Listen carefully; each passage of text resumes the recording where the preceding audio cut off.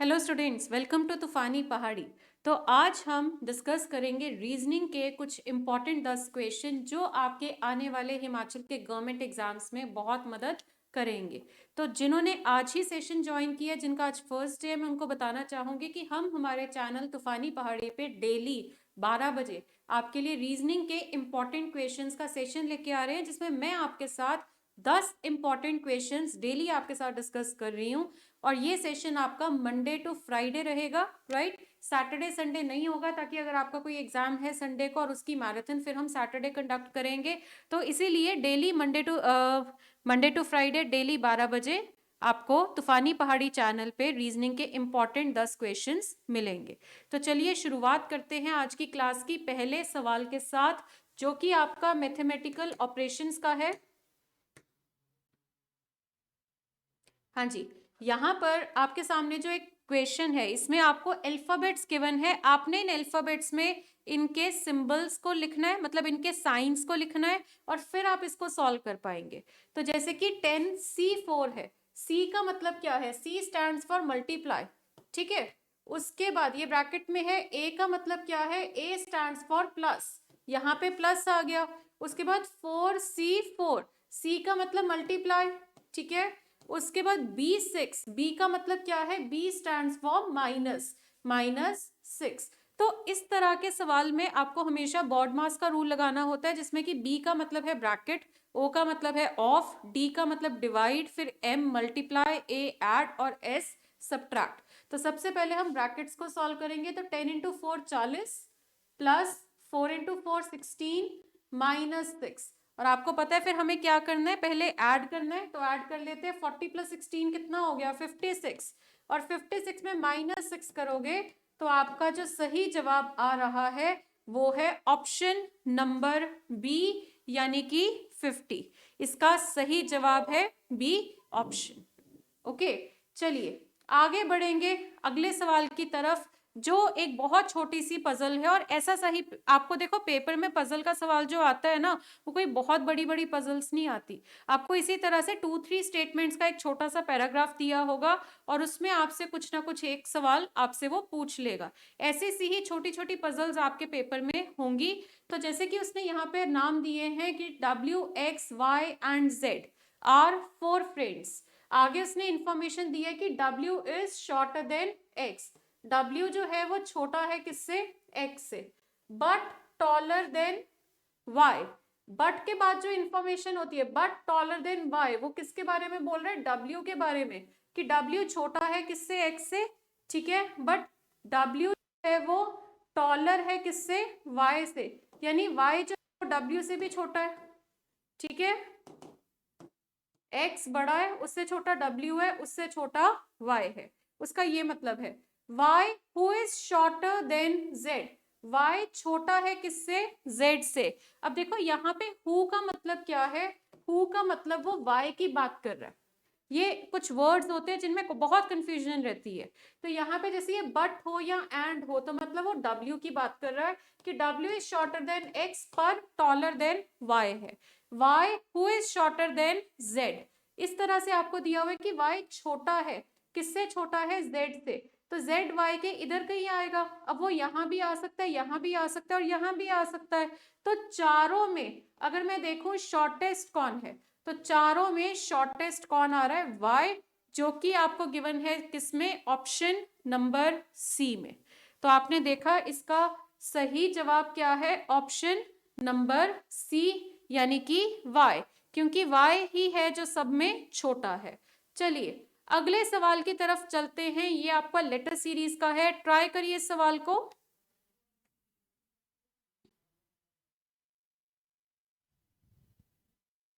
हाँ जी, ट्राई करिए इस क्वेश्चन को।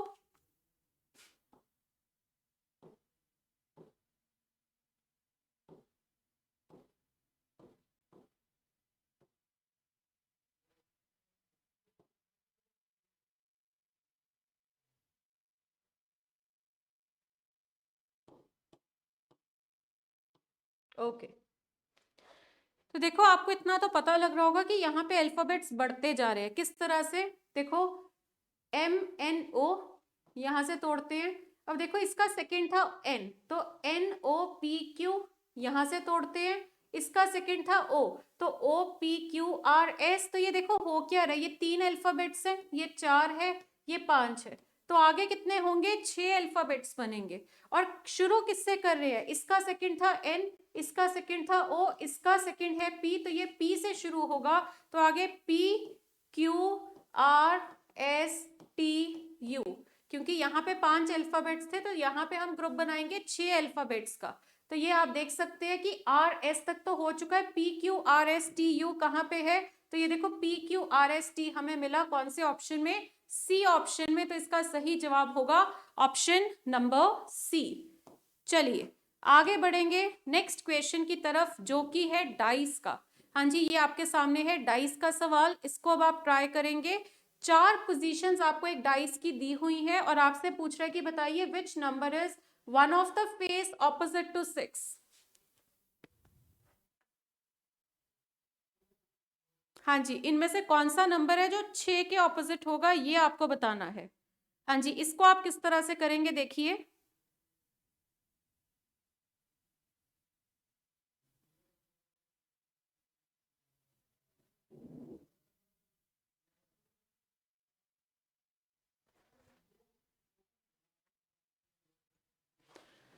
देखिए सिंपल सी एक बात हमेशा याद रखा करिए इन सवालों में कि जो एडजेसेंट है, एडजेसेंट का मतलब होता है नेबर, जो एक दूसरे के पड़ोस में है वो एक दूसरे के ऑपोजिट हो ही नहीं सकता, क्योंकि जो ऑपोजिट है वो पड़ोसी नहीं हो सकता और जो पड़ोसी है वो ऑपोजिट नहीं हो सकता।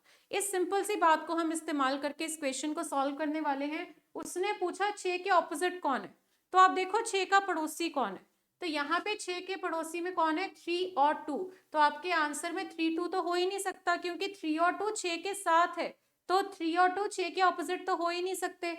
यहाँ पे देखो 6 के साथ कौन आ रहा है, 2 और 4, तो 4 भी नहीं हो सकता। अब एक ही ऑप्शन बच गया जो कि है फर्स्ट ऑप्शन यानी ए। इसका सही जवाब होगा ए ऑप्शन यानी कि 1। तो आपने देखा इन क्वेश्चंस में हमें मतलब आपको देखो कंसेप्ट तो सबको आता ही है, ठीक है, बट ऐसी सी ट्रिक्स ही आपको इन सेशंस में मिलने वाली हैं कि हम जब पेपर में इक्वेशन को फेस करें वहां हमें किस तरह से इक्वेशन को सॉल्व करना है। आधा भी अगर सॉल्व करना है तो कितना हाफ सॉल्व करें, हमें कितनी जल्दी एक आंसर मिल सकता है, क्योंकि जब आप लोग सिलेबस कंप्लीट करते हैं वहां तो आप पूरा कंसेप्ट समझते हैं, पर जब हम इस तरह के सेशंस आप अटेंड करते हैं, इन सेशंस में आपको इस तरह के ट्रिक्स जो हैं वो मिलेंगे जो आपके एग्जाम्स में आपकी बहुत मदद करेंगे। आगे बढ़ते हैं अगले सवाल की तरफ। हाँ जी, ये आपका एक नंबर सीरीज का सवाल है और आपको यहाँ बताना है कि इस क्वेश्चन मार्क की जगह पे क्या आएगा। हाँ जी, करिए ट्राई।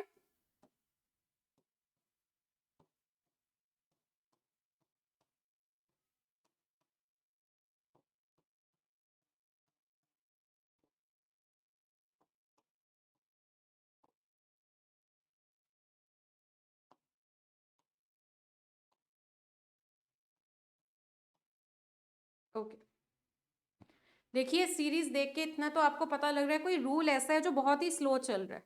अब देखो 2 से 3 कैसे आता है, एक के गैप से +1 करके। 3 से 3 देखो ×1 करके भी आता है, +0 करके भी आता है।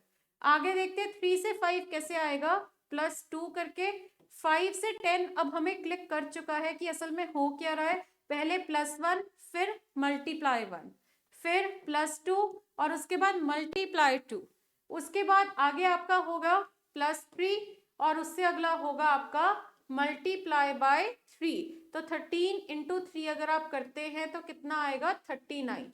तो आगे आपका क्या होगा, +4 और इसके बाद ये आपका क्या हो रहा है, ×4 और आगे आपका क्या हो रहा है, +5। तो रूल क्योंकि बहुत स्लो जा रहा था तभी हमें समझ आ पाया, तो इस हिसाब से आपका आंसर जो है वो क्या होगा, इसका ऑप्शन नंबर सी यानी कि 39। Okay, next question. हाँ जी, अगला सवाल जो है आपका मिसिंग टर्म आपको बतानी है, नंबर सीरीज का सवाल है। सीरीज आपके सामने है, ट्राई करिए।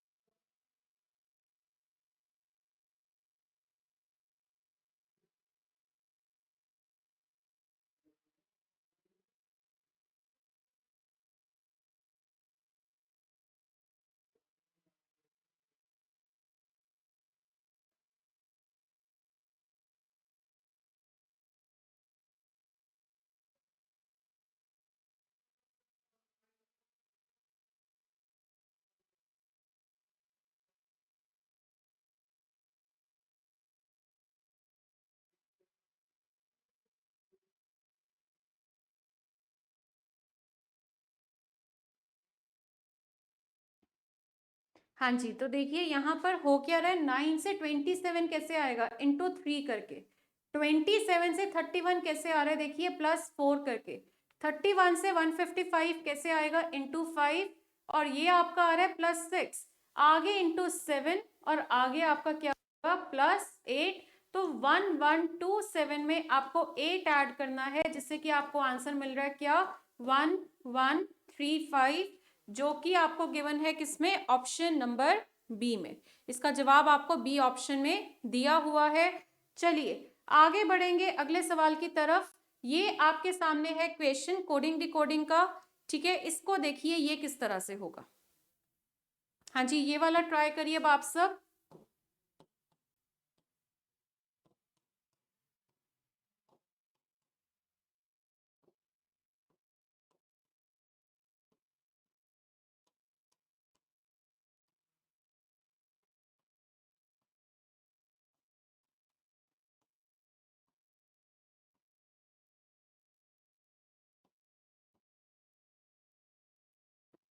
हाँ जी, देखो अगर आप यहाँ पे कॉमन अल्फाबेट्स देखो, जैसे कि ई की जगह पे 7 है, ई की जगह पे 7 है, ठीक है। आर की जगह पे 2 है, आर की जगह पे 2 है, तो जिससे हमें क्या समझ आ रहा है कि ये फिक्स का केस है, यानी सेम अल्फाबेट की जगह पर आपका सेम डिजिट आ रहा है, ठीक है। तो ये आपका फिक्स का केस है। तो अब यहाँ पे हमें नेपच्यून को अगर सॉल्व करना है तो अब हम यहीं से कोड उठा लेंगे, क्योंकि अब हमें पता है कि F6 होगा, O5 होगा, T1 होगा, U3 होगा, N4 होगा।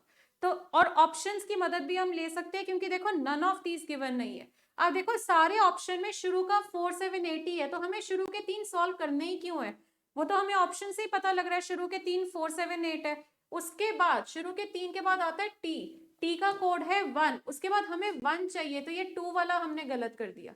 अच्छा अब आगे देखो, नेक्स्ट सबका 3 है, ये भी हम क्यों सॉल्व करें, नेक्स्ट सबका 4 है, ये भी हम क्यों सॉल्व करें, सिर्फ अब लास्ट वाला सॉल्व करेंगे, जो कि आपका क्या था, ई। और ई का कोड क्या है, 7। और 7 अगर आप देखो लास्ट में किस में आ रहा है, ए ऑप्शन में आ रहा है।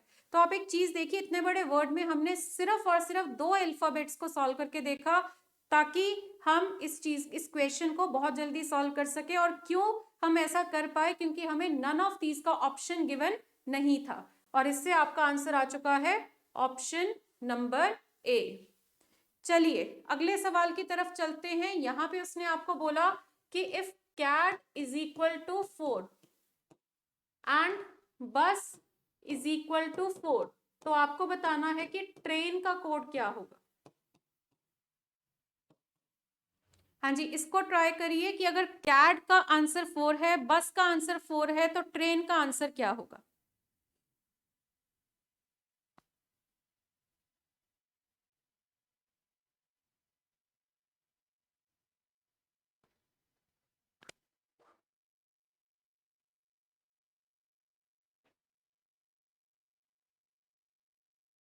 ओके, तो देखिए कैड में कितने अल्फाबेट्स है, 3 है ना, तो ये 4 आ रहा है। बस में कितने हैं, 3 है, ये भी 4 आ रहा है। तो ये कितने हैं, 1 2 3 4 5।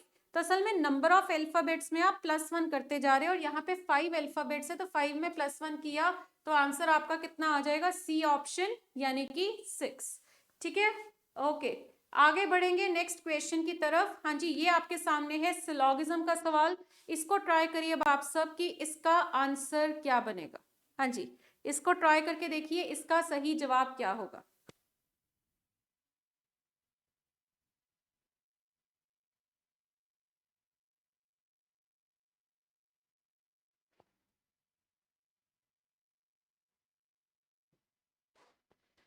तो देखिए सबसे पहले अगर हम इसका डायग्राम बनाना चाहें, क्या बनेगा, सम वेजिटेबल्स आर फ्रूट्स, और फिर no fruit is mango. Fruit और मैंगो में वो कह रहा है कि नो का रिलेशन है। फर्स्ट कंक्लूजन जो दिया हुआ है कि सम वेजिटेबल्स आर मैंगो, आप देखो इन दोनों में डाउटफुल रिलेशन है, ठीक है। तो डाउटफुल रिलेशन की वजह से ये कंक्लूजन जो है वो भी डाउटफुल होगा। सेकंड है सम फ्रूट्स आर वेजिटेबल्स, जो कि बिल्कुल सही है। थर्ड में कह रहे हैं नो वेजिटेबल इज मैंगो, ये भी आपका क्या है, डाउटफुल है।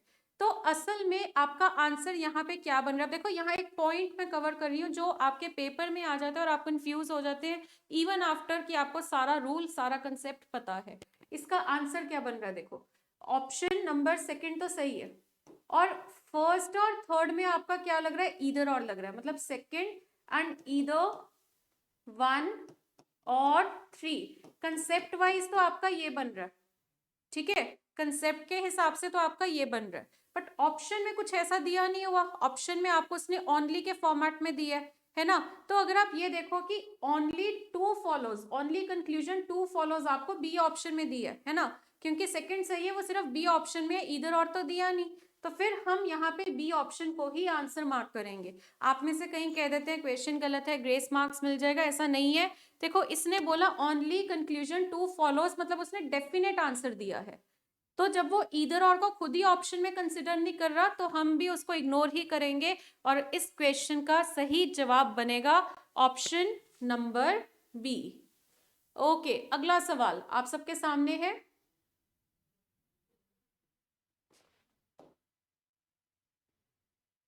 हाँ जी, ये देखिए आपको दिया हुआ है 8:9, then in the same way 64 is related to dash।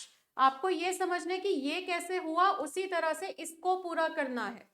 तो 8 आपका क्या है, 8 है आपका 2 का क्यूब, और 9 क्या होता है, 9 होता है 3 का स्क्वायर। तो 64 क्या है आपका 4 का क्यूब। तो आगे आपका क्या होगा 5 का स्क्वायर, जो कि कितना बनेगा 25 बनेगा। तो आप देख सकते हैं यहाँ पे ये एनालॉगी या इस तरह के सवाल जो आते हैं उसमें ज्यादातर स्क्वायर और क्यूब्स के ही लॉजिक इस्तेमाल होते हैं। और अगर आपने एक बार नंबर को पहचान लिया कि वो स्क्वायर या क्यूब है, फिर आपका क्वेश्चन सॉल्व करना आपके लिए और भी आसान हो जाएगा, और जिससे कि आपका आंसर जो है वो क्या आ रहा है, ऑप्शन नंबर बी। और इसी के साथ आज के 10 क्वेश्चन जो हैं वो कंप्लीट होते हैं। अब हम कल मिलेंगे और फिर हम और 10 इंपॉर्टेंट क्वेश्चन रीजनिंग के डिस्कस करेंगे। तो इन सेशंस को आपने अटेंड करते रहना है। देखो 10 क्वेश्चन दिन के करना कोई बहुत बड़ी बात नहीं होती, पर अगर आप डेली 10-10 क्वेश्चन भी करते हो पेपर तक, आपकी बहुत अच्छी तैयारी हो जाएगी और आप 100% अटेम्प्ट कर पाएंगे। तो डेली के अगर आपको 15-20 मिनट देकर आप अपना 100% अटेम्प्ट रीजनिंग में पा सकते हैं तो क्यों ना करें। तो इसीलिए इन सेशंस को जरूर अटेंड करना। जब तक हम आपको ये क्लासेस प्रोवाइड कर रहे हैं, आपके एग्जाम्स तक ये क्लासेस चलेंगी, और आपने डेली ये 10 क्वेश्चन जो है मेरे साथ साथ सॉल्व भी करने हैं। तो अगर आपको आज का सेशन पसंद आया तो लाइक करिए और साथ साथ अपने सभी फ्रेंड्स के साथ शेयर करिए। और अगर आपने अभी तक हमारा चैनल सब्सक्राइब नहीं किया तो सब्सक्राइब कर दीजिए ताकि आपको नोटिफिकेशंस मिल सके। Okay students, thank you so much.